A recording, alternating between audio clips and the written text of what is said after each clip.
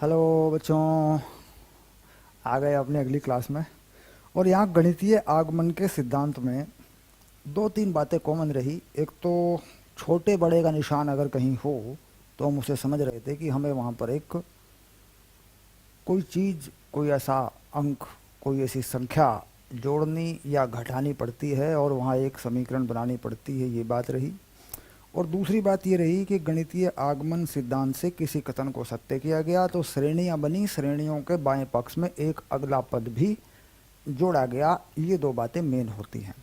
अब इसी बात को फिर से समझने के लिए एक आसान सा उदाहरण हम ले रहे हैं। ठीक, ये दरअसल एक समांतर श्रेणी के n पदों का योग है। समांतर श्रेणी के, समांतर श्रेणी बोल देते हैं, 10वीं में पढ़ी होगी आपने कि n पदों का योग है। तो जो नियम है उसको एक छोटे से आसान से सवाल पे समझ लिया जाए ताकि बड़े सवालों पर भी उसको लागू किया जा सके। ठीक, चलिए तो यहाँ पर एक छोटा सा उदाहरण लेंगे और इसको सिद्ध करेंगे। ठीक है, शाबाश, आ जाइए।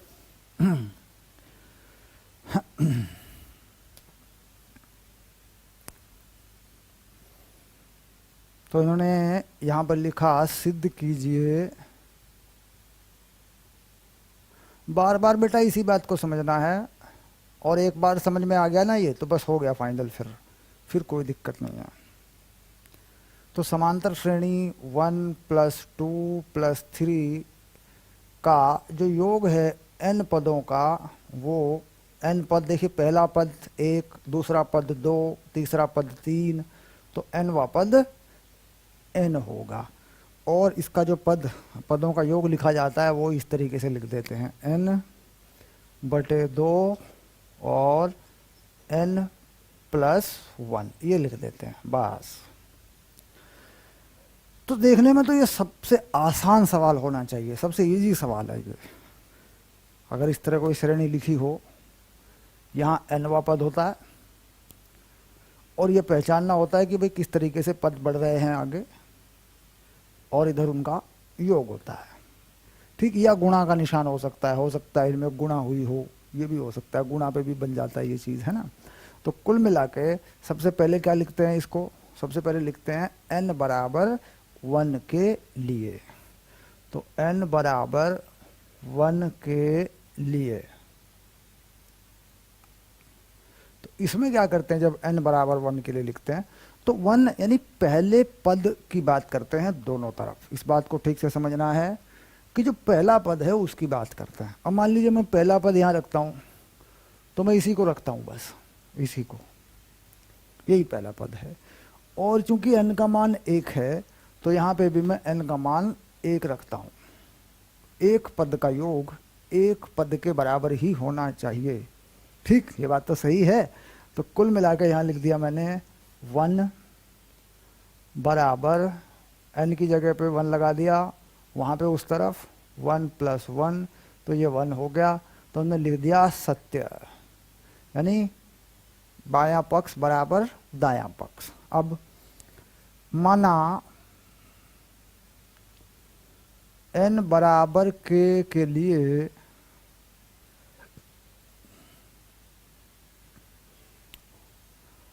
कथन सत्य है,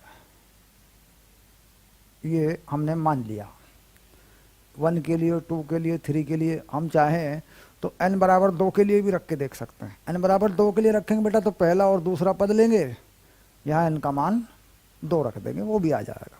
ठीक, तो जितने पद इधर से लेंगे योग करेंगे उनका उतना ही मान उधर रखेंगे तो बराबर आ जाएगा। तो मैं एक बार और लिख देता हूँ, यहाँ एक चीज़ और लिख लो, हालांकि यहाँ उसकी ज़रूरत नहीं।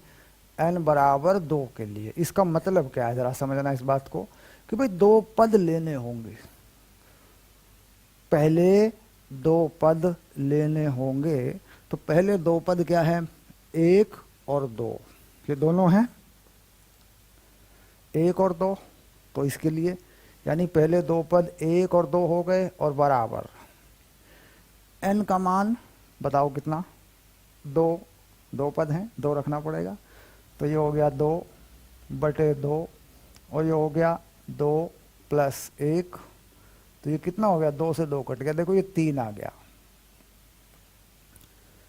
तो यानी सूत्र सही जा रहा है। n बराबर 2 के लिए हमने लिख दिया सत्य है।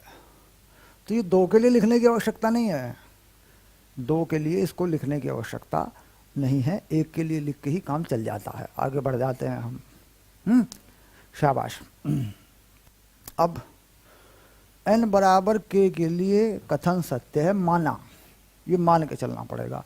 तो यहाँ एक समीकरण बनती है सभी सवालों में, इस चैप्टर में जितने भी सवाल हैं यहाँ एक समीकरण बनती है, चाहे छोटे बड़े वाले हों, चाहे बराबर वाले हों, चाहे गुणा वाले हों, चाहे जैसे भी हों, तो ये मानना पड़ता है। अब इसमें क्या करें, n की जगह पे क्या लिख दें, k है ना, तो लिख दीजिए 1 + 2 + 3 plus plus plus plus plus, यहाँ प्लस k लिख दें, ऐसे k लिख दें। जैसे यहाँ लिखा है प्लस, तो प्लस लगाना चाहो लगा दो, ये लो, है ना। तो लिखने का तरीका है, n पदों तक चले गए, दैट बात हो गई पूरी, है ना। अब यहाँ पे n की जगह पे k लगा दिया, k/2 और k+1 बस। और ये एक समीकरण है जो माननी है, जो बाद में इस्तेमाल की जाती है जब k+1 पे जाते हैं। ये हमेशा बनती है और इसे बाद में इस मान को वहाँ रखना पड़ता है। अगर यहाँ छोटे बड़े का निशान है तो पीछे हमने ऐसे कई सवाल करे हैं, इसमें कुछ जोड़ना घटाना होता है, लेकिन समीकरण यही है वो जो इस्तेमाल होती है k+1 में। ओके, अब अगली बात को ठीक से समझ लो आराम से। अब k+1 पे जा रहा हूँ, मान लीजिए मैं, अगर मैं k+1 पे जा रहा हूँ तो n बराबर k+1 के लिए ये हमें बनाना होता है, ये हमें सिद्ध करना होता है। यहाँ पे हमें इसको सिद्ध करना होता है, सिद्ध करना है। अब यहाँ चाहे इसको लिखें या ना लिखें, सिद्ध करना है, लिखें चाहे ना लिखें, इससे कोई फर्क नहीं पड़ेगा, लेकिन टारगेट वही है कि यहाँ पे हमें सिद्ध करना है। अब इस श्रेणी में ध्यान से देखें बच्चों, यह n पदों तक लिखी हुई है, n पदों तक ये लिखी हुई है, तो इसको एक पद आगे तक लिखना है, यानी इसमें इधर n पद के बजाय एक पद और आगे जोड़ना है। ठीक, तो इस श्रेणी का ये nवा पद है, तो इसका k+1वां पद यानी आगे वाला पद इसमें जोड़ना है। तो यहीं से पता चल जाएगा भाई nवा पद यहाँ लिखा हुआ है, तो n की जगह पे k+1 लगा देंगे तो k+1वां पद इसमें जोड़ दिया जाएगा। तो कुल मिलाकर ये जो लेफ्ट हैंड साइड है, जो बायां पक्ष है, ये कैसा हो जाएगा, 1 + 2 + 3 प्लस, ये देखो ये बेटा k जोड़ दिया मैंने, एक पद और जोड़ना है k के आगे वाला, तो k के वाला आगे वाला k+1 ही होगा, क्योंकि एक एक एक एक एक एक करके बढ़ रहा है ये। और इधर k की जगह पे लगाया k+1, यानी यहाँ पे भी अगला एक पद और जोड़ के योग लिखना पड़ेगा। ऐसे देखो, कंफर्म करो, k की जगह पे क्या लगाया, k+1। मैंने इधर अगर एक पद जोड़ोगे तो उधर भी एक पद और बढ़ाना पड़ेगा, है ना। तो कुल मिलाकर ये चीज है, इसको लिखना आना चाहिए, यहीं पे समस्या फंसती है। अब यहाँ पर हमें इसके बाएं पक्ष को दाएं पक्ष के बराबर सिद्ध करना होता है। भाई दाएं पक्ष में एक फॉर्मूला है, योग का सूत्र है, बाएं पक्ष में श्रेणी या उसी क्रम में चीज लिखी हुई है, तो हमें इसको इसके बराबर सिद्ध करना होता है। अब हम क्या जानते हैं कि यहाँ तक की चीज को हमने मान रखा है। ये जो देखो इतनी चीज है ना बेटा, ये देखो ये इतनी चीज है, हमने इसको मान रखा है, और ये हमेशा ही मानते हैं हम। ये देखो ये मान रखा है, इसको बराबर है ये, तो यहाँ क्या लिखते हैं इसकी जगह पे, k+1/2, ये इसकी जगह पे लिख लिया, और ये जो आगे वाला पद है इसको इसमें जोड़ दिया। ओके, और बराबर में आगे थोड़ा सा और सरल करके इसको लिख दिया ऐसे, ये हो गया k+2। ठीक, अब अगर यहाँ बराबर का निशान है, जैसे मान लीजिए ये बराबर का निशान है, देखो ये वाला, ये बराबर का निशान है, तो हम बायां पक्ष लेके चलेंगे और उसे दाएं पक्ष के बराबर सिद्ध कर देंगे।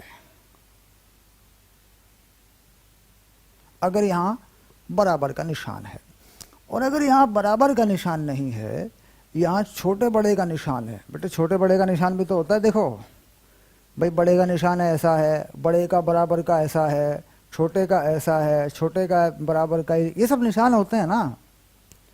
तो फिर हम बायां पक्ष नहीं लेंगे, इस पूरी समीकरण को ही लिखते चले जाएंगे दोनों तरफ, और बाद में इस चीज को सिद्ध करेंगे। पीछे के उदाहरण में ये हो चुका है, 2 उदाहरण मैं ले चुका हूं इस पर, ठीक। तो बराबर का निशान यदि है, इस बात को फिर से ध्यान दें कि बायां पक्ष लेने से ही काम चल जाएगा, ठीक। तो कुल मिलाकर बायां पक्ष ले लेते हैं और दाएं पक्ष के बराबर इसको ले आते हैं, ठीक। मुश्किल सवाल होंगे, डिफिकल्ट सवाल होंगे, बेटा वो तो बाद की बात है। पहले हम इसको लिखना सीखें, पहले हम इसका ढंग देखें क्या है, इसके अंदर नियम क्या क्या चल रहे हैं। तो मुश्किल सवालों पे भी लगा ही लेंगे, कोई ऐसी बात नहीं है। चलिए तो ले लेते हैं अब बायां पक्ष। बायां पक्ष ऐसे, यानी लेफ्ट हैंड साइड। शाबाश। अब उस बाएं पक्ष को ले लो, तो ये हो गया k+1 बटे 2 प्लस k+1 बराबर का निशान लगाते चलें ऐसे। अब तुम जैसे चाहे इसको हल कर सकते हो। अच्छी तरकीब क्या है, सबसे बढ़िया तरकीब क्या है? सबसे बढ़िया तरकीब ये होती है कि ज़्यादा गुणा करके खिचड़ी ना पकाई जाए। अगर कुछ इसमें कॉमन है यहाँ पर है ना, उसे बाहर निकाल दिया जाए। तो हम देख रहे हैं कि यहाँ k+1 है और यहाँ पर भी k+1 को छोटे से ब्रैकेट में डाल दूँ तो ये पूरी चीज़ कॉमन हो जाएगी। तो मैं क्या करूँ, k+1 को बाहर ही निकाल देता हूँ और बटे में 2 लिख देता हूँ ये, और इस 2 को इस पूरे का लघुत्तम बना दो। तो यहाँ पे क्या बचा बच्चों, के यहाँ पे क्या बचेगा, 2, बस ये देखो ऐसे। और नीचे कुछ नहीं, क्योंकि 2 लघुत्तम बनाया मैंने, इसको तो बाहर ले आया मैं, है ना। अब थोड़ी देर के लिए मान लो, देखो बात को समझो, मैं इस 2 को यहीं लिख दूँ तो क्या हर्ज है इसमें, ये ले बन गया लघुत्तम। देख, यानी ये k+1 पहले बाहर आया, यहाँ बचा k/2 + 1, ये हल हो गया। ठीक। अब कुल मिलाकर यहाँ पर ये देखें कि भाई ये चीज़ आई कि नहीं आई, इससे आगे कुछ करना पड़ेगा कि नहीं करना पड़ेगा, मिला के देखें। तो बेटा ये आ गया, देखो k+1 k+2 बटे 2 आ गया कि नहीं आ गया। तो इसे लिख दिया दायां पक्ष। क्या लिख दिया इसको, दायां पक्ष। तो सिद्ध हुआ, तो ये सिद्ध हुआ। बहुत ही बढ़िया चैप्टर है और गणित की विधाओं को विकसित करता है, गणित की विधाओं को विकसित करता है। क्योंकि कहीं ना कहीं बीजगणित, कहीं ना कहीं गुणनखंड, ब्रैकेट खोलना, श्रेणियों के बारे में समझना, इन सारी चीज़ों को बढ़िया करता है ये चैप्टर। ठीक, तो इसको डन कर लें। बहुत आराम से इसको मैंने लिया सवाल को, ताकि यहाँ एक बैरियर है कि हम बहुत सारी चीज़ें पढ़ चुके हैं, तो हमसे कुछ चीज़ें छूटे ना, हम कहीं चूक ना जाएं। ये विधि है बेटा, ऐसे सवालों की ये विधि है। ठीक है, आगे चलते हैं। शाबाश।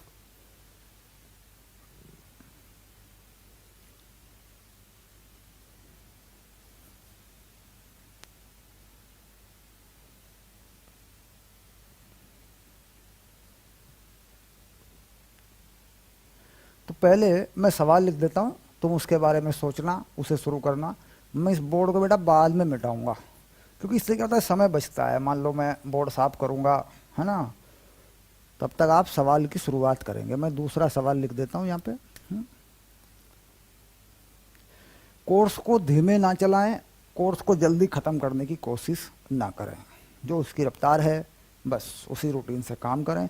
पूरे साल पढ़ने का सब्जेक्ट है, फिजिक्स हो, मैथ हो, केमिस्ट्री हो, जो विज्ञान के विषय हैं, पूरे साल पढ़ने के होते हैं। 2-2 बार 3-3 बार इनको पढ़ना पड़ता है। तो जल्दी ना करें, आराम से रहें, धीमे ना चलें, स्लो नहीं, क्योंकि रफ्तार तो मेंटेन करनी ही है, स्पीड तो बढ़ानी ही पड़ती है बाद में, पर जब पढ़ रहे हैं तब नहीं, तब आराम से चलें। चलो आगे चलते हैं। यहाँ पर एक व्यंजक है x की पावर 2n-1 प्लस y की पावर 2n-1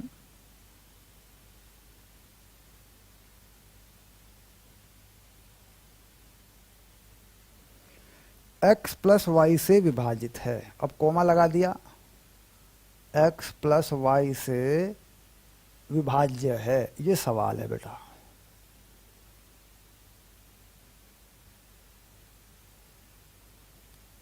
ऐसे, जबकि इस तरह का सवाल पहले भी हो चुका है, अगर पीछे जाके देखेंगे तो इस तरह का सवाल हो चुका है, उसमें ये 2n n नहीं थे, बस यहाँ n था, x की पावर n y की पावर n, इस तरह का था। तो मैंने ये सवाल क्यों लिया, क्योंकि कहीं ना कहीं अगर वहाँ कुछ समस्या अटक रही है तो यहाँ क्लियर होगी, है ना। चलिए देखते हैं, यानी अगर ये सवाल ठीक ठीक समझ में आ गया और इससे पिछले वाला समझ में आ गया तो फिर इस तरह का कोई भी सवाल हो जाएगा हमारा। शाबाश।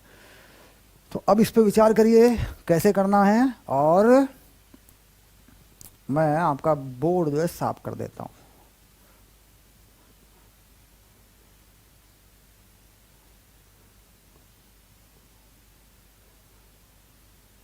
चलिए शाबाश, शुरू करिए।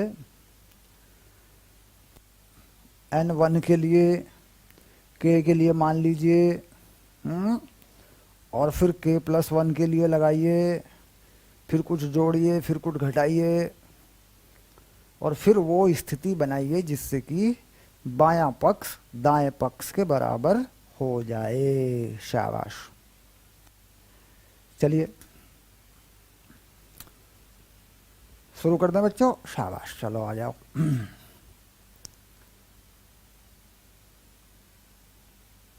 हल। शाबाश।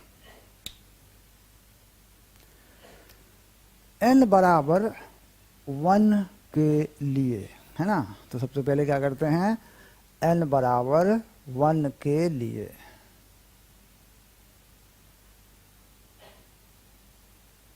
ऐसे, है ना, ऐसे लिख देते हैं, n बराबर 1 के लिए, है ना। यहाँ कोमा लगा देते हैं या डबल डॉट लगा देते हैं, इससे कोई फर्क नहीं पड़ता। शाबाश। चलिए, तो ये हो गया x। अब n बराबर 1 रखेंगे तो ये बनेगा x और ये बनेगा y, क्योंकि n की जगह पे 1 रख देंगे तो 2 में से 1 गया, 1 तो घात हो गई 1, तो ये बन गया। ठीक, अब लिख देंगे x प्लस वाई से विभाज्य है, तो पक्की बात हो गई कि भाई x प्लस वाई से विभाज्य होगा। ठीक, तो कथन सत्य है। ये लो, अब कुछ नहीं करना, माना लगाना है, माना। n बराबर 2 के लिए भी कर सकते हो अगर चाहो करना, तो n का मान 2 रख के देख लो तो घन बनेगा, घन पे भी एक गुणनखंड होता है इसमें, ये हो जाएगा। ठीक, लेकिन चूंकि वो हम कर चुके हैं कि भाई 2 के लिए करने की, करके देखने की कोई ज़रूरत नहीं है, हमें सीधा k पे चला जाना है। अब माना n बराबर k के लिए कथन सत्य है, अतः ऐसे। ठीक, कथन सत्य है अतः। अब वो चीज लिखेंगे कैसे, कथन सत्य है। तो यहाँ पर एक बात आई कि भाई कोई श्रेणी नहीं है, ये कोई श्रेणी नहीं है, उस तरीके से नहीं लिखना। मान लीजिए ये नंबर अगर इससे विभाजित होगा तो जो भागफल आएगा उसको कुछ मानना पड़ेगा, जैसे m मान लिया, q मान लिया, और वो ऐसा मानना है जो पहले से यहाँ ना हो। अब मान लीजिए देखो n है, यहाँ पे हो सकता है n की जगह पे कुछ और होता, तो एक ऐसा प्रतीक मानना है, एक ऐसा शब्द मानना है जो पहले से ना हो सवाल के अंदर। कहना खिचड़ी पक जाए, दो दिख जाते हैं कई बार हम ऐसा कर लेते हैं कि वो चीज़ पहले से भी थी, हमने मान भी वही ली। है ना। तो वो नहीं करना, हमेशा सभी सवालों में, सभी में, पूरे गणित में, पूरे फिजिक्स में हमेशा ये रखना है। तो नया कोई प्रतीक माने तो वो नया होना चाहिए। तो अब लिख देते हैं, इसमें ऐसी कोई समस्या नहीं है। तो अब लिख देते हैं x की पावर 2k-1 y की पावर 2k-1 बराबर x प्लस वाई m। ये जो m है ये भागफल है, ये भागफल है। मान लीजिए इस पूरी संख्या को मैं x प्लस वाई से भाग करूंगा तो भागफल तो आएगा, और ये भागफल एक या एक से बड़ा होगा, और ये एक प्राकृत संख्या के रूप में भी होगा। ये एक प्राकृत संख्या भी होगी। खैर ये प्राकृत संख्या होगी, 1 2 3 4 5 होगा, वो अलग बात है। मेरे को यहाँ से क्या लिख देना है कि साहब ये 1 से बड़ा है। ठीक, तो इतनी बात मैं लिख दूंगा तो मेरा काम चल जाएगा। हालांकि ये प्राकृत संख्या होगी, ये कोई दशमलव का नंबर नहीं होगा, और ये पॉजिटिव भी होगा क्योंकि सारी चीज़ें पॉजिटिव चल रही हैं। लेकिन वो सारी बातें अगर मैं यहाँ ना लिखूँ कि भाई m धनात्मक होगा, m 1 से बड़ा होगा, m पूर्णांक होगा, मैं यहाँ इतना ही लिख दूँ जहाँ m बड़ा या बराबर होगा 1 से। और थोड़ा सा गणित का विकास अगर करना चाहते हैं तो यहाँ लिख दें m एक प्राकृत संख्या आएगा, एक प्राकृत संख्या होगी, क्योंकि हम देख रहे हैं कि भाई भाग होगा तो ये 1 2 3 4 5 आएगा। पर मैं कह रहा हूँ कि ये जो चीज़ है ना, ये चीज़ अगर ये नहीं भी लिखते हो, ये गौण है बेटा, ये गौण है, कोई दिक्कत नहीं है, ये अंदर की चीज़ है, ये है, इसमें इसकी ज़रूरत नहीं पड़ रही है। अगर लिखना चाह रहे हो, सजाना चाह रहे हो, अच्छा करना चाह रहे हो, थोड़ा एक लाइन और लिख दो तो लिख दो, नहीं तो कोई बात नहीं। ठीक, शाबाश। अब n बराबर k+1 के लिए, n बराबर k+1 के लिए ऐसे। ठीक, अब देखो x 2 k+1 -1 plus y 2 k+1 -1 बराबर x प्लस वाई, और यहाँ पे नया नंबर लगा दिया q। अब ये q भी m के जैसा ही है, यानी ये सिद्ध करना है कि ये पूरी संख्या, इसमें n की जगह पे क्या लगा दे बेटा, k+1। ध्यान से देख, तो ये भी x प्लस वाई से भाग होगा, ये हमें सिद्ध करना है। और ये जो q है ये m के जैसा है, यानी ये भी एक प्राकृत संख्या है, 1 2 3 4 5, ये भी m की तरह है, लेकिन m के बराबर नहीं है। ये हो सकता है यहाँ मैं 5 बार 10 बार भाग करूँ, हो सकता है यहाँ मैं 2 बार करूँ, है ना, बराबर नहीं है, नया प्रतीक है। ठीक है, चलिए, तो यहाँ पर भी लिख दिया मैंने, जहाँ q बड़ा या बराबर है 1 के। ठीक, 1 से बड़ा है कुछ भी। अब यहां पर मुझे इस चीज को सिद्ध करना है, और बायां पक्ष लेके चलूं तो मेरा काम चल जाएगा। अगर मैं बायां पक्ष लेके चलूं मेरा काम चल जाएगा। वो क्यों चलेगा, क्योंकि भाई बराबर का निशान है, और ऐसा कुछ आना चाहिए, इधर से ऐसा कुछ आना चाहिए, उसमें x प्लस वाई बाहर हो जाना चाहिए, यानी मुझे दिखना चाहिए स्पष्ट रूप से कि दरअसल इसमें x प्लस वाई कॉमन है, बाहर है इसके, उसे भाग हो सकता है। भाग होने का मतलब क्या है भाई, कॉमन आ गया कुछ तो भाग हो जाएगा, तो इसमें से x प्लस वाई बाहर निकलना चाहिए। अब उसके लिए क्या करूं, पहले तो मैं इसे ऐसे ही लिख लूं, सिंप्लीफाई करके इसकी जो घातें हैं उनको लिख लूं। तो मैंने लिख लिया बायां पक्ष, बायां पक्ष लिख लिया मैंने, इसको ठीक करके लिख लिया मैंने। ठीक, x की पावर, देखो ये ब्रैकेट खोलो, ये हो जाएगा 2k+1 प्लस वाई 2k+1, ये हो गया, और यहाँ से मैं बराबर लगा के चलना शुरू कर दिया। मैंने बराबर का निशान, इसे छोड़ दो, एक बार नहीं, यहाँ अगली वाली लाइन में लगा देता हूँ बराबर का निशान, ये ऐसे लगा दिया। अच्छा लगेगा, देखो यहाँ पे बायां पक्ष ये लेके चले हम, ठीक। अब इसमें जो x की पावर 2k है या y की पावर 2k है, तो ये देखो यहाँ पे कुछ मानी हुई चीज़ है, कह रहा ये बनना चाहिए, ये बनना चाहिए। अब ये क्या है, 2k + 1 बन रहा है, देखो। और बनना चाहिए कितना, 2k - 1 बनना चाहिए। तो सबसे पहले इसी को ठीक करना पड़ेगा मुझे इसी को ठीक करना पड़ेगा। क्या करना पड़ेगा, मुझे इसमें से x² अगर मैं कॉमन ले लूँ, इसमें से x² अलग करके लिख दूँ, x², तो x की पावर क्या बन जाएगी, 2k - 1 बन जाएगी। जरा सोच के देखो। और ये गुणा का निशान डॉट में लिख दिया मैंने, ऐसे, ये देखो, ये डॉट लगा दिया मैंने यहाँ छोटा सा, ये बन गया। तो देखो ये x² इसमें से अलग हो गया, घातों को गुणा में इस तरीके से सेट कर दिया कि ये चीज़ बने। किसी में भी कर सकते हैं, कोई नई बात नहीं है, बस ये बनाना होता है। अब ये अलग अलग सवालों में अलग अलग तरीके से बनता है।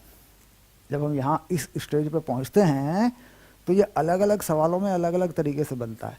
उसमें निर्भर करता है कि हमारी जानकारी कितनी है, हमारा अभ्यास कितना है, हमें घातों के बारे में कितनी जानकारी है, वो सारी चीज़ें यहाँ पर उन सब बातों पर ये निर्भर करता है।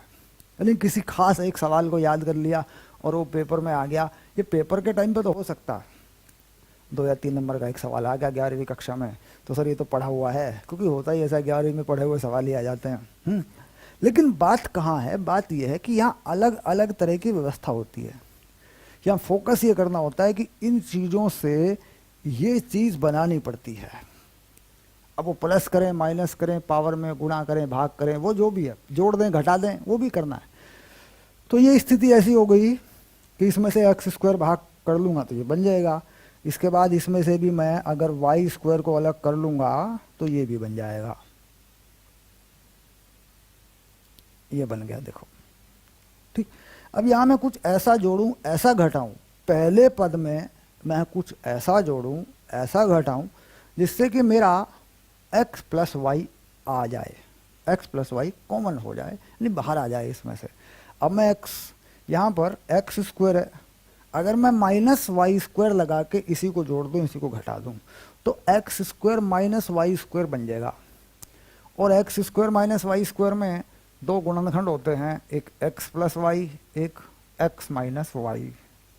तो मैं निकाल लूँगा x + y उसमें से। बात को समझ रहे होंगे बच्चों। तो यहाँ पे मुझे अगली जुगाड़बाजी लगानी है, जो खतरनाक टाइप की जुगाड़बाजी है, कि यहाँ पर मुझे x² के साथ, इसके साथ लगा के ये नंबर यही, और यहाँ y² लगाना पड़ेगा और माइनस लगाना पड़ेगा, ताकि x² - y² ब्रैकेट के अंदर कॉमन हो जाए।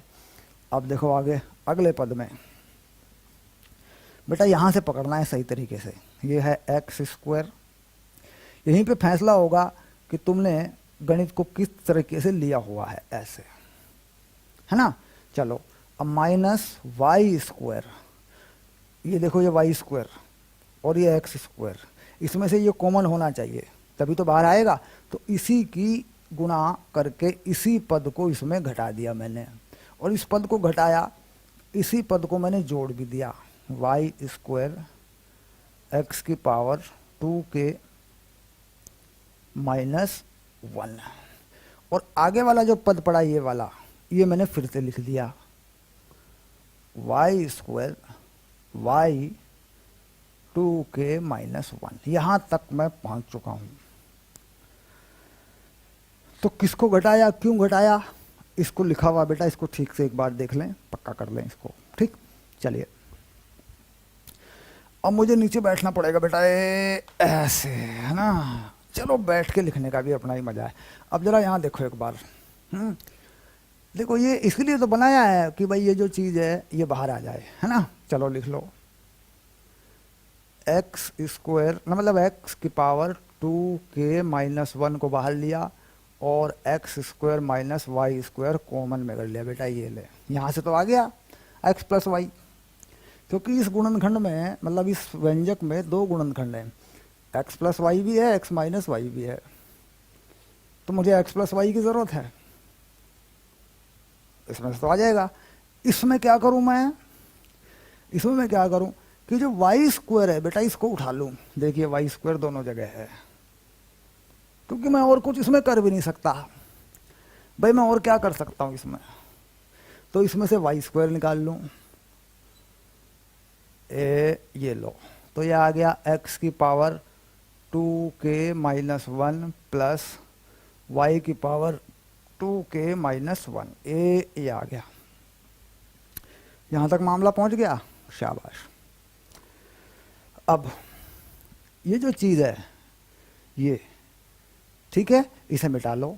ये देखो, क्योंकि जगह मिल जाएगी हमें लिखने के लिए। ये लो, ये लिख दिया, यहाँ पे जगह मिल गई लिखने के लिए, शाबाश।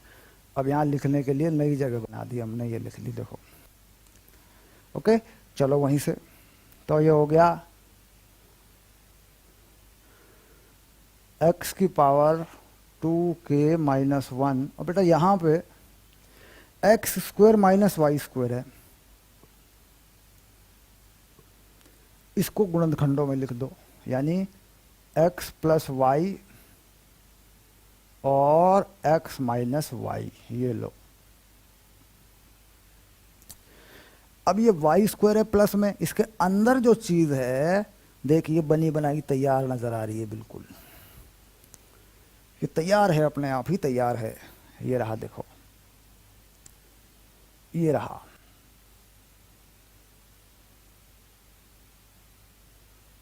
क्योंकि हमने ये मान लिया था, हम ये मान के चलते हैं कि के पे ये बात सच है। तो अब वाई स्क्वायर लिखा, और यहां पे क्या लिखा बच्चों,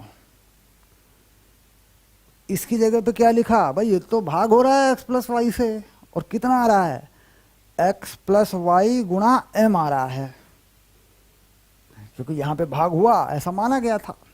तो इस पूरे की जगह पे ये लिख दो, है ना।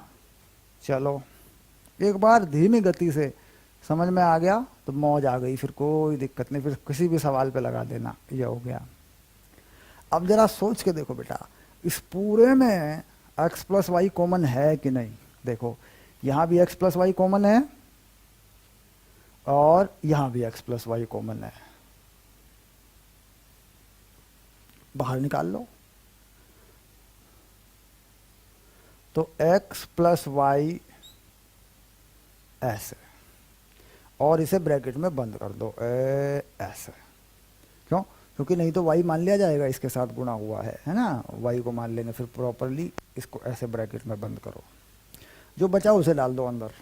ठीक, तो x की पावर 2k-1, और इसके साथ क्या बचा, x माइनस वाई, उधर क्या बचा, एम वाई स्क्वायर। ठीक, तो x प्लस वाई पूरे में से बाहर आ गया, तो देखो ये है दायां पक्ष, तो हमने लिख दिया x plus y into q. सिद्ध हुआ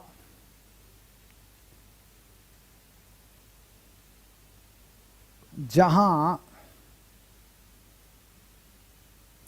q बराबर कितना बनेगा, q बराबर x प्लस वाई के साथ में q है, और यहाँ क्या है, x प्लस वाई के साथ में ये पूरा नंबर है। जरा ठीक से देखो, ये पूरी संख्या q की जगह पे है, यही तो है भागफल, है ना। तो ये q आ गया, तो ये हो गया x की power 2k-1 x minus y plus m y square.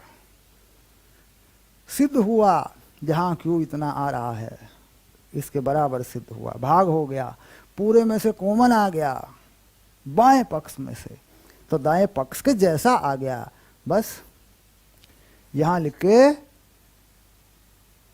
छोड़ दो, सवाल खत्म। ठीक, तो बहुत सारी बातें आई बीच में, सब बातों को ठीक से समझा, वेरी गुड, शाबाश।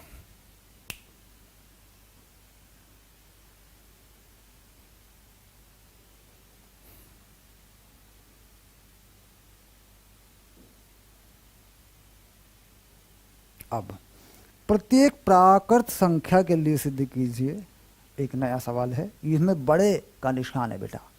बराबर पे तो बायां पक्ष ले रहे हैं, देखो बराबर था ना, तो बायां पक्ष ले रहे, दायां पक्ष जैसा बना लिया ले आए। अब एक बड़े का निशान है, छोटे का निशान है, उस सवाल को फिर से ले लेते हैं और दिमाग में इतना गाढ़ा और बढ़िया बना देते हैं कि भूलेंगे नहीं। सवाल सामने आते ही टक टक टक टक टक टक, बस लिखना बाकी है सर, हैं?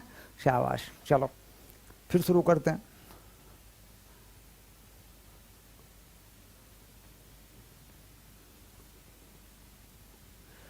तो लो बच्चों, मैं सवाल ही लिख देता हूँ पहले, ठीक? बस मैं सवाल ही लिखता हूँ पहले, फिर मिटाऊंगा इसको। तब तक आप सवाल देखेंगे ना कि भाई क्या सवाल है, तो तब तक आप उसके बारे में सोचना शुरू करेंगे। चलिए मैं सवाल लिख देता हूँ। प्रत्येक प्राकृत संख्या के लिए सिद्ध कीजिए, ठीक? तो यहाँ लिखा है प्रत्येक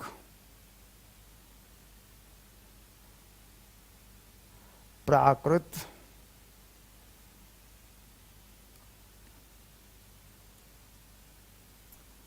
संख्या के लिए सिद्ध कीजिए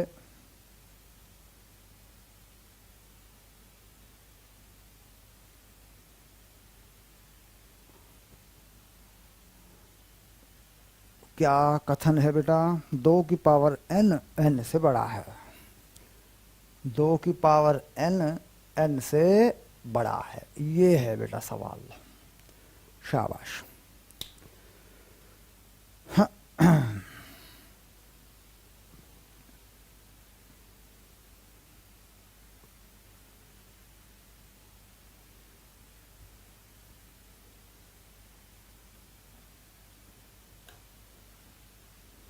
चलो बच्चों सोचना शुरू करो बेटा।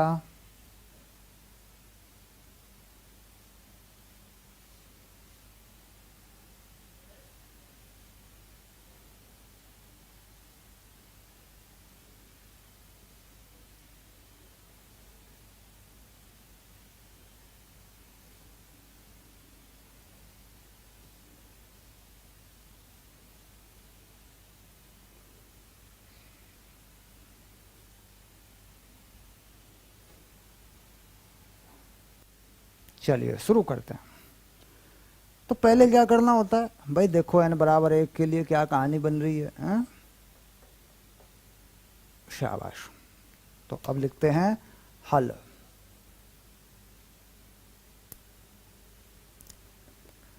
तो n बराबर 1 के लिए ये लो, ठीक? चलो तो 2 की पावर 1 बड़ा है 1 से, तो लिखा सत्य है। तो इसमें तो कोई शक नहीं है कि भाई 2 1 से तो बड़ा ही है। अब n बराबर 2 के लिए लिखना चाह रहे हो लिखो, नहीं लिखना चाह रहे हो मत लिखो। भाई n बराबर 2 के लिए लिखना चाह रहे हो मान लो, तो ये कितना हो जाएगा? 4, और ये हो जाएगा 2, बड़ा ही हो जाएगा। तो कुल मिला के उसकी आवश्यकता नहीं है। अपनी तसल्ली के लिए कई बार हम जांच करते हैं कि यार देखो n बराबर 2 रखने पे क्या आता है, देखते हैं। तो उसके लिए अच्छी बात है, जांच हो सकती है, करिए। हाँ, अब माना n बराबर k के लिए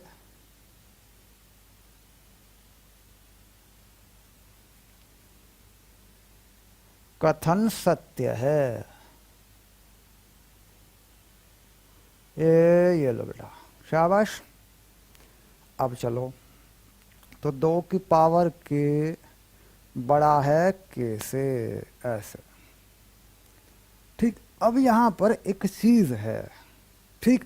यहां पे लेते हैं बेटा या लगा देते हैं ऐसे, ठीक? अब देख मुझे बता भाई, ये बड़े का निशान कहां तक लेके जाएंगे हम? हमें कुछ जोड़ घटा के इसको बराबर में बदलना होगा, ठीक? अब देखिए 2 की पावर के से बड़ा है, इसका मतलब हो गया कि 2 की पावर के बराबर के प्लस एम, जहां m जीरो से बड़ा या बराबर है। अब अगर बराबर करूंगा तो बेटा जीरो हो जाएगा, गलत हो जाएगा। तो चूंकि बड़ा है ऐसे कर दो। क्यों? क्योंकि बड़े का निशान है। अगर यहाँ बराबर का निशान होता तो मैं इसे बराबर भी कर देता, लेकिन ये तो बात पक्की है कि भाई ये बड़ा है, तो फिर m को मुझे जीरो से बड़ा ही करना पड़ेगा। अपनी k में कुछ जोड़ दिया और इसके बराबर कर दिया, इस बात को समझना है। ठीक, तो ये जो चीज है हमारे पास, इसको क्या करते हैं, पहला समीकरण बना लेते हैं ऐसे, और यहाँ कोमा लगा दिया, m जीरो से बड़ा, कोई दिक्कत नहीं। तो फिर से मैं समझाता हूं कि यहां जो करना है उसको ठीक से देखो एक बार, क्योंकि यहां इस निशान के अनुसार काम करना पड़ता है। ठीक, जिससे बड़ा है, जिससे बड़ा है उसमें कुछ जोड़ के बराबर कर दो, और जिसको जोड़ा उसको जीरो से बड़ा कर दो या जीरो के बराबर कर दो। यहां बराबर का निशान है तो बराबर कर दो, बराबर या बड़ा, बड़ा है तो बड़ा कर दो। ठीक, तो यहां वो कार्रवाई इस तरीके से करनी होती है। आगे चलिए, ये पहला समीकरण हो गया। अब n बराबर k+1 के लिए ऐसे। ठीक, चलो देखो, तो 2 की पावर k+1 बड़ा है k+1 से। ये क्या है? कह रहा जी ये वो है जिसको सिद्ध करना है, यानी इसको लिखो ना लिखो यहाँ पे सिद्ध करना है, लेकिन सच्चाई ये होती है, आप जानते हैं कि इसको लाना पड़ता है, इसको सिद्ध करना पड़ता है। ठीक, अब जब ऐसी स्थिति है, जब ऐसी स्थिति है तो बायां पक्ष नहीं लेना होता। छोटे बड़े का चक्कर है तो बायां पक्ष नहीं लेना होता। बायां पक्ष मैंने बताया था जब लेना होता है जब बराबर का निशान हो, है ना? याद आ गया बच्चों? शाबाश। तो स्लो मोशन पढ़ा रहे हैं, आराम से पढ़ा रहे हैं, है ना? शाबाश। तो यानी बड़े का निशान या छोटे का निशान या बड़े छोटे बराबर का निशान में बायां पक्ष नहीं लेना।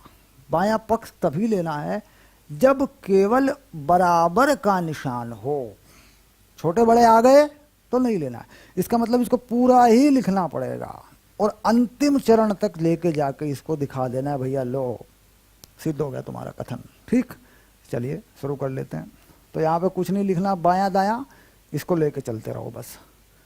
2k+1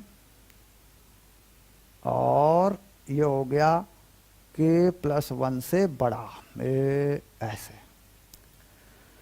अब एक बात हम जानते हैं बच्चों, जो कि हम अक्सर इस्तेमाल करते हैं, ये चीज़ है 2 की पावर k क्या है, हमने कुछ जोड़ जाड़ के उसको इस तरीके से लिखा हुआ है। तो यहाँ पे 2 की पावर k बनाना पड़ेगा, जो कि हर हाल में हर सवाल में बनाना ही पड़ता है। इस समीकरण को यहाँ फिट करना ही पड़ता है। कुछ घटा लो, कुछ जोड़ लो, गुणा कर लो, भाग कर लो, वो तुम्हारी अपनी मर्जी है, जैसा सवाल है वैसे करो।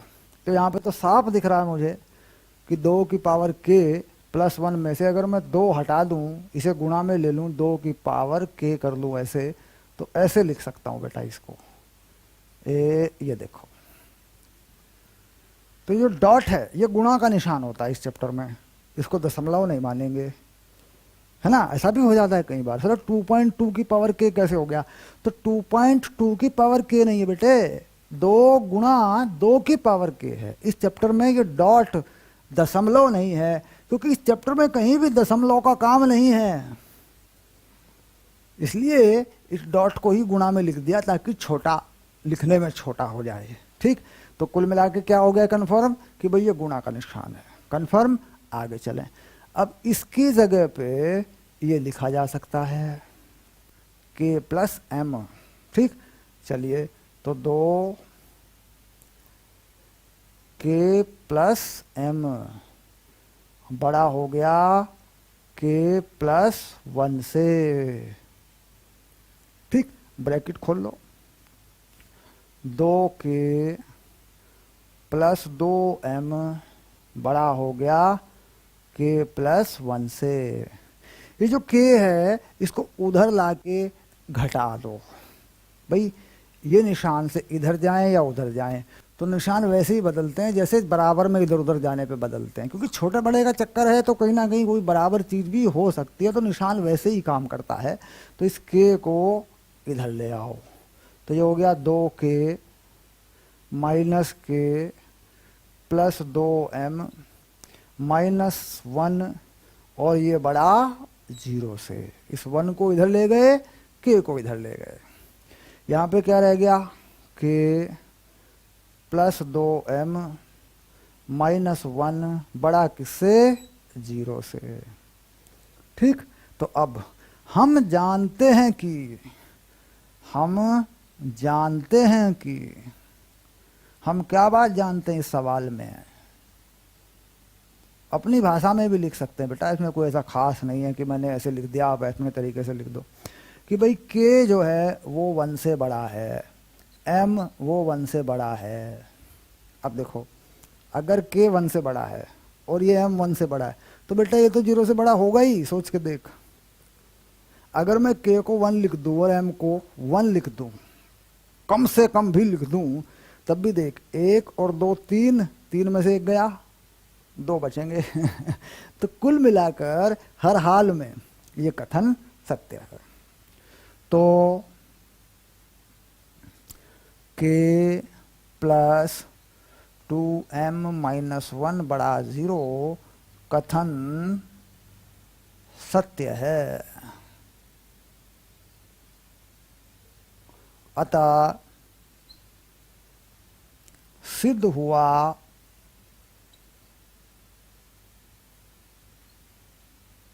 कि 2 की पावर n हर हाल में n से बड़ा है। ए ले बेटा, ठीक, यहां तक भी ले आए कि इतना इतना इतना, तो ये पहले ही पता है m 0 से बड़ा है, k मतलब 1 से बड़ा है, ये पहले ही पता है। ठीक, तो कुल मिलाकर ये चीज यहां लिख दी ऐसे। ठीक, तो 1 से बड़ा, भाई 1 2 3 4 5 कुछ हो, देखो यहाँ भाग होगा है ना, या गुणा होगा, जोड़ होंगे, घटा आएगा, तो 1 से ज़्यादा ही बचना है इसको। मिनिमम इसका वैल्यू कितना, अगर मैं इसकी बात कर दूं k प्लस m बना दूं इसको, तो 2k प्लस m में अगर मैं k1 भी रख दूंगा बेटा, तो देख 1 प्लस 1 तब भी इसका मान 1 आएगा। तो यानी m हर हाल में 1 से ज़्यादा ही हो रहा है। हमने यहाँ क्या लिखा हुआ है, 0 से बड़ा, तो 0 से बड़ा यानी 1 2 3 4 5 6 कुछ भी, और एक प्राकृत संख्या है। ये भी कंफर्म है कि ये एक प्राकृत संख्या है। पर 2-3 बातें हम यहाँ नहीं लिख रहे हैं कि भाई m 1 से बड़ा, m एक प्राकृत संख्या है, वो सारी बातें हम यहाँ नहीं लिख रहे क्योंकि उनकी ज़रूरत नहीं है, लेकिन वो हमारी समझदारी में है कि भाई m जो है 1 से बड़ा ही होगा। तो हमने सीधा बता दिया भाई 0 से बड़ा है और प्राकृत संख्या। लेकिन यहाँ अगर हम संतुष्टि चाहते हैं तो यहाँ हम साफ बता देंगे k 1 से बड़ा, m 1 से बड़ा ही होगा, तो कथन सत्य है। यहाँ हमने बता दिया। अगर मैं इतनी चीज को हटा लूं, अगर बेटा मैं इस चीज को हटा लूं ऐसे, मैं इस चीज को लिखूं ही ना, इसके बारे में कुछ ना कहूं, मैं सवाल को यहां तक करूं और छोड़ दूं, और मैं यहां पे लिख दूं सिद्ध हुआ, मैं यहां पे लिख दूं सिद्ध हुआ, है ना, ठीक, तो भी मेरी बात सही है, कोई दिक्कत नहीं है, क्योंकि हर हाल में ये अब 0 से बड़ा ही होना है। ठीक, तब भी ये सही है। लेकिन सवाल में, समझदारी में कोई कमजोरी न रह जाए, तो ये कथन भी मैंने लिख के दिया। अब इस तरह का अंतिम कथन, आखिरी कथन अगर आप विकसित कर पा रहे हैं, अभी सोच पा रहे हैं कि नहीं लिख पाएंगे सर, तो लिख दीजिए। नहीं लिख पाएंगे कोई बात नहीं, क्योंकि अभी छोटे छोटे बड़े हो रहे हैं, थोड़ा थोड़ा अनुभव हो रहा है लिखने का, भाषा बनाने का, तो समझ जाएंगे बातों को, धीरे धीरे हो जाएगा मामला। चलिए, कंफर्म हुआ, शाबाश बच्चों। अब आगे बढ़ेंगे।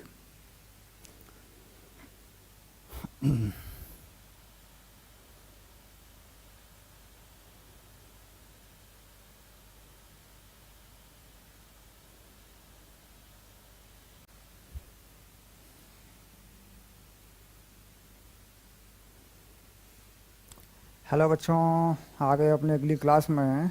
और अगला सवाल मैं लेके आ रहा हूँ बच्चों। शाबाश। तो पहले तो बेटा मैं इसी को हटा देता हूँ, इसको हटाना ज़रूरी है। उसके बाद आप पढ़ना, जो सवाल मैं लिखने वाला हूँ उसको आप पढ़िएगा। शाबाश।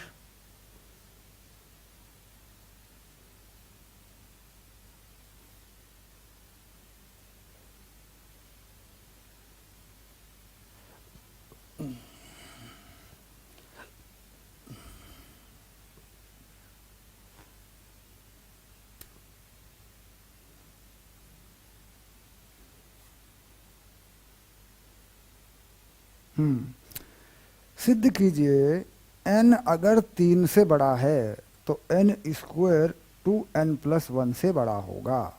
तो यहाँ लिख दिया, यदि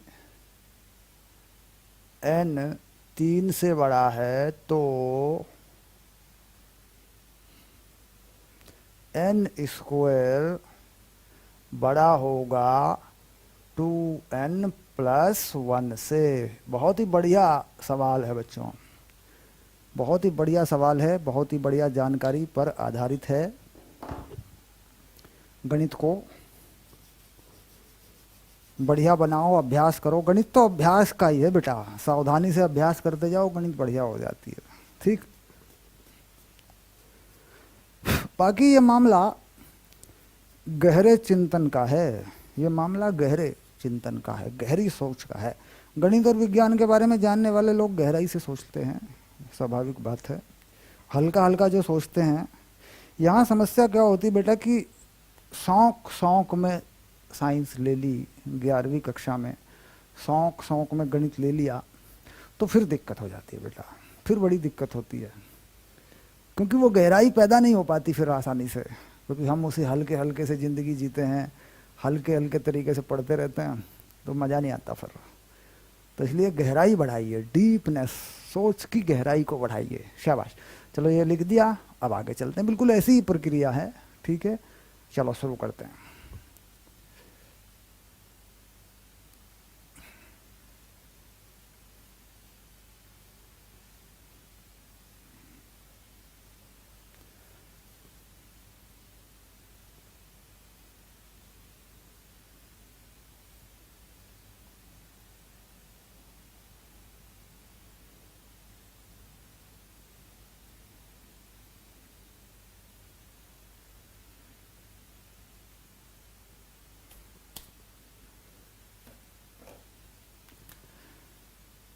तो सबसे पहली बात क्या रही बच्चों, n बराबर 3 से अधिक लेना है, पहली शर्त होती है। देखो यहाँ पे कि भाई 3 से अधिक होता है, तो 1 तो नहीं ले सकते फिर।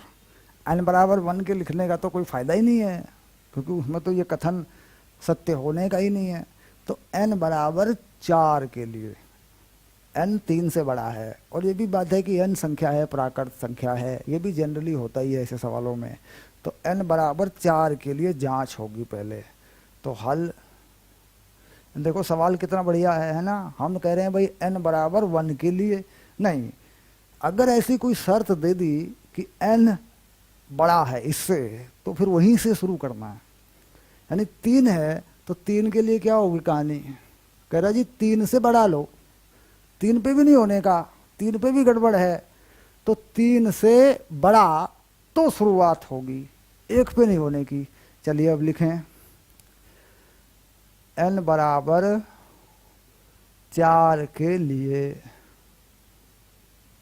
ऐसे। ठीक, जांच कर दें। शाबाश। तो 4 का स्क्वायर बड़ा है 2 गुना 4 + 1 से। तो देखो बात क्लियर हो रही है, 4 का स्क्वायर कितना होता है 16, और ये 4 दूनी 8 और 1 9, तो 9 से बड़ा 16 हो गया। अब 3 की बात करें, 3 3 9, तो 3 दूनी 6 और 1 7, 9 भी बड़ा है। अब 2 की बात करें, 2 दूनी 4, तो 2 पे गलत हो जाएगा। तो कह रहा जी 3 पर ही ये बात सच हो चुकी है, लेकिन आपको 3 से बड़ा लेना है। तो 3 से बड़ा लेना है तो 4 ले लिया मैंने, बस अब कोई दिक्कत नहीं है। ठीक, तो सच हो गई बात। देखो, 4 चौक 16 और ये 4 दूनी 8 और 1 9, तो 9 से बड़ा हो गया 16। तो लिख दिया कथन, कथन सत्य है। सत्यभामा और रुक्मिणी रानी दोनों कृष्ण की थी दीवानी। भामा अग्नि का अंगारा, रुक्मिणी शीतल जल की धारा। देखो गाना सुना दिया, देखो कितना बढ़िया गाना था, बहुत बढ़िया सा गाना था। शाबाश। चलो आगे चलो, अब आगे बढ़ते हैं। माना क्या हो गया? माना, माना तो तुम्हें पता ही माना क्या होता है। माना n बराबर k के लिए कथन सत्य है। k के लिए कथन सत्य है। और ये तो बात है कि भाई 3 से ज़्यादा लेना है, तो 3 से ज़्यादा लेना है तो k भी भैया 3 से ज़्यादा ही होगा भैया। देखा भैया? चलो शाबाश, आगे चलो। तो लिख दिया k का स्क्वायर बड़ा है 2k + 1 से। तो बेटा यहाँ भी वही समस्या आ गई कि ये बड़ा है। अब ये बड़ा है, तुम्हें पता है, इधर m जोड़ लोगे। तो अब आगे चलते हैं, इधर m जोड़ के लिख लेते हैं, लिख देते हैं या, है ना। तो k स्क्वायर बराबर 2k + 1 + m, जहाँ m बड़ा है 0 से। कोई भी धनात्मक संख्या होगी, कोई भी पूर्णांक होगा, कोई भी प्राकृत संख्या होगी, सब मान्य है। जो भी होगा इसमें आ जाएगा। m 0 से बड़ा है, झंझट खत्म। ठीक, अब n बराबर k + 1 के लिए क्या करते हैं?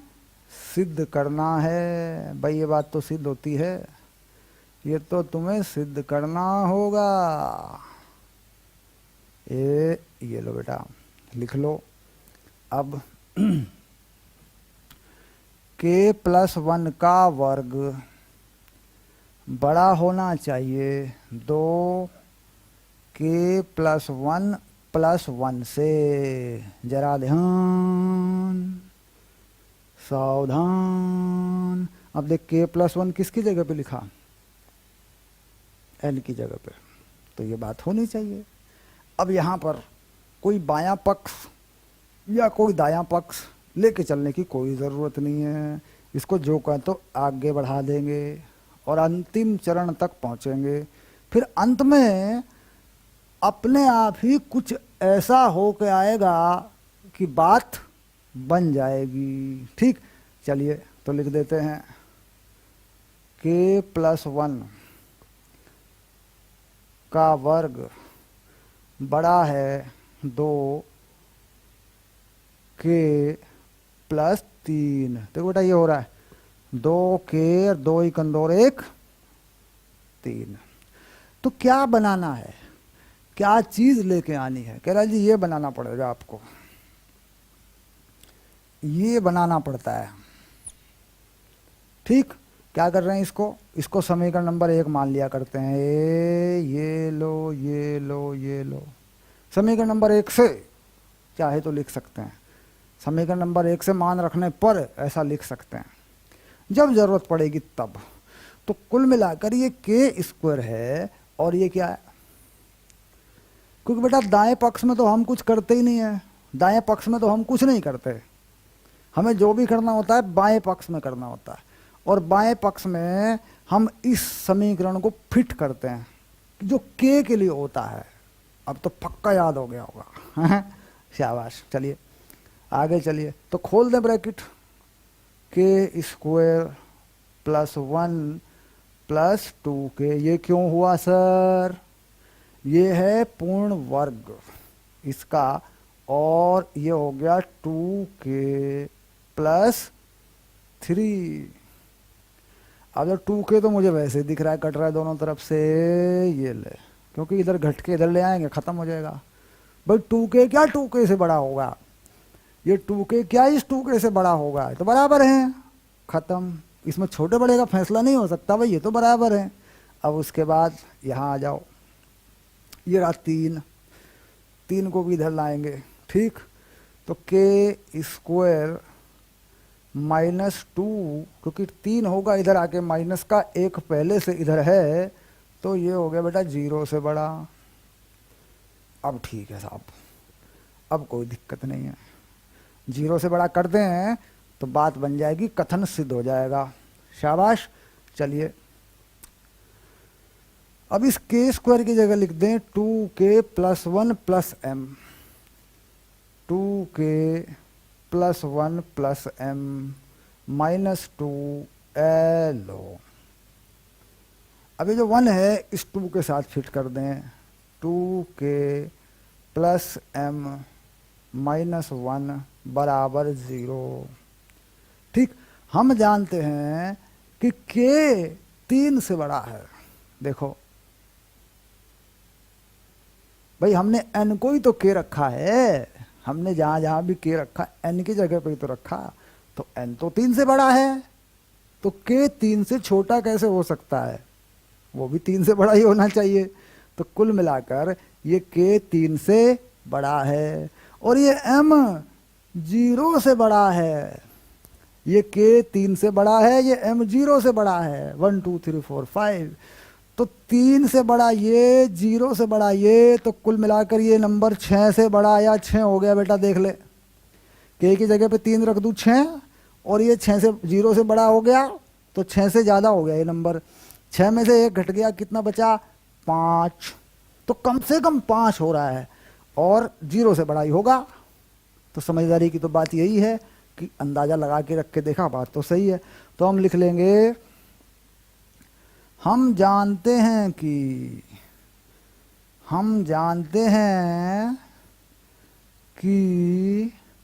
k 3 से बड़ा, हाँ शाबाश, 3 से बड़ा, कोमा m 0 से बड़ा, अतः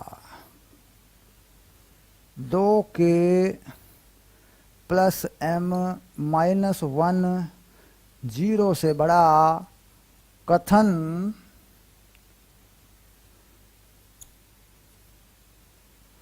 सत्य है। ये लो, बस सवाल खत्म, इतनी बात है। तो थोड़ी सी समझदारी यहाँ पर भी काम आई कि साहब ये नंबर 1 से बड़ा क्यों होगा, भाई k है, और भाई k तो n की जगह पे ही लगा है, n तो 3 से बड़ा है, तो भाई जरा हिसाब लगा के देखो ये नंबर 0 से बड़ा होगा कि नहीं होगा। बोला जी इसमें m भी तो है, तो भैया m तो 0 से बड़ा है, धनात्मक है, इसमें कुछ जोड़ा था तभी तो इसके बराबर बनाया था, तो m ऋणात्मक तो हो नहीं सकता। तो कुल मिलाकर बात फिट हो गई कि भाई k 3 से बड़ा, m 0 से बड़ा, तो पूरा नंबर 0 से बड़ा। शाबाश। तो बच्चों, छोटा बड़ा सिद्ध करना, बायां पक्ष दायां पक्ष, कहाँ क्या जोड़ना, कहाँ क्या घटाना, ये सारी बातें अब तक के सभी सवालों में बहुत अच्छे से क्लियर हो चुकी हैं। रिवीजन के लिए, समझने के लिए और सवाल करने के लिए लाइव क्लास में भी ऐसे कई सवाल करवाए गए हैं, वहाँ पर भी जाकर देख लीजिएगा एक बार। ठीक, लाइव क्लास की रिकॉर्डिंग भी आपके पास रहती है, वहाँ पर भी जाकर देख लीजिएगा। और ये जो आपका नोट्स है, इसमें भी भरपूर सवाल हैं ऐसे, भरपूर सवाल हैं ऐसे। अब यहाँ से आगे बेटा मैं बढ़ रहा हूँ, तो यहाँ से आगे भी इसके अभ्यास में ऐसे 5-6 सवाल हैं बहुत बढ़िया बढ़िया, वो कर लीजिए। सारे ऐसे ही हैं, सब रिपीटेड हैं। यहाँ छोटी मोटी संख्याओं का परिवर्तन कर दिया गया, बेसिक कंसेप्ट यहाँ पे आके ख़त्म हो चुका है बिल्कुल। अब इसके बाद सीधा जो नंबर है वो एनसीईआरटी के सवालों का है, एनसीईआरटी का है। यानी बेटा नेक्स्ट लेक्चर में क्या प्राप्त हो रहा है, नेक्स्ट लेक्चर में हम कहाँ जा रहे हैं? नेक्स्ट लेक्चर में हम एनसीईआरटी टेक्स्ट बुक पर जा रहे हैं। एनसीईआरटी टेक्स्ट बुक, और एनसीईआरटी टेक्स्ट बुक के सवाल आप खुद ट्राई करा करें। हमारा जो एनसीईआरटी टेक्स्ट बुक का हल होता है उसको देखने का अपना मज़ा है, क्योंकि उसके साथ में मैं तुम्हें कुछ अलग अलग चीज़ें भी बता देता हूँ। लेकिन प्रैक्टिस के लिए, अभ्यास के लिए एनसीईआरटी के हल खुद किया करें। पहले हल किया करें, फिर उस लेक्चर को देखा करें कि देखो साहब ये सर ने किया है, ये मैंने भी ऐसे ही किया है, मेरी विधि ये है, सर की विधि ये है। तो हमारे पास दो मेथड हो गए फिर, एक हमारा अपना, एक सर वाला। तो कुल मिलाकर एनसीईआरटी यहाँ के बाद हल होती है बेटा। जैसे ही बेसिक लेक्चर खत्म हो जाता है वैसे ही एनसीईआरटी शुरू हो जाती है। अब एनसीईआरटी शुरू कर लो। इधर से मैं एनसीईआरटी की रिकॉर्डिंग करूँगा, वो उसमें लगाऊंगा, आप अपनी एनसीईआरटी शुरू कर लो। ठीक। कुछ बच्चे इस बात की डिमांड करते हैं कि सर एनसीईआरटी नहीं आई है, बेसिक लेक्चर पूरा हो चुका है लेकिन एनसीईआरटी का वीडियो सर अभी तक नहीं आया है, वो कोर्स में नहीं दिख रहा है, या कुछ हो रहा है, ऐसा हो रहा है, या पढ़ें कि नहीं पढ़ें। तो उसका जवाब मैंने दे दिया कि एनसीईआरटी का सवाल यहाँ तक की थ्योरी कंप्लीट होने के बाद हो सकता है। एनसीईआरटी के 80% सवाल हो सकते हैं बेटा इस थ्योरी से, बिल्कुल 80% सवाल अपने आप हो जाते हैं। बचे 20%, तो 20% के लिए पूरा सोल्यूशन देखा, तो पूरा सोल्यूशन बाद में आराम से देखो। पहले अपने सवाल लगा लो, सारे सारे उदाहरण लगा लो। एक एनसीईआरटी को लाइन बाय लाइन पढ़ो, एक एक लाइन को पढ़ो, लाइन टू लाइन पढ़ो। एनसीईआरटी में जो लिखा है उसको पढ़ना है, ईमानदारी से पढ़ते चलो, सवाल करते चलो, पढ़ते। ये बेसिक लेक्चर देने का फ़ायदा ही यही है कि आप एनसीईआरटी को लाइन बाय लाइन पढ़ें, वो समझ में आएगी आपकी फटाफट फटाफट फटाफट। तो 100% एनसीईआरटी कवरेज पहली जिम्मेदारी है, पहला टारगेट है हमारा। उसके बाद आगे एडवांस लेवल पर डेवलप करेंगे, गणित को रिवीजन लेंगे और किताबों से सवाल लेंगे, जेई मेन के सवाल मिलाएंगे, जेई एडवांस के सवाल मिलाएंगे, बाद की बात है वो। पहले एनसीईआरटी डन करो, क्योंकि एनसीईआरटी की बाउंड्री में ही सवाल बनता है परीक्षा के अंदर, उससे बाहर नहीं जाता। तो उसको पहले डन करो। तो यानी अब ये बात कन्फर्म हुई कि इस बेसिक लेक्चर को देख के एनसीईआरटी के 80% सवाल हम बना देंगे सर, डोंट वरी। और पीछे पीछे उसका रिकॉर्डिंग आ रही है, उसके सारे सवाल मैं डिस्कस करूंगा, फिर उसको देखना शुरू करेंगे। ओके, शाबाश बच्चों, वेरी गुड।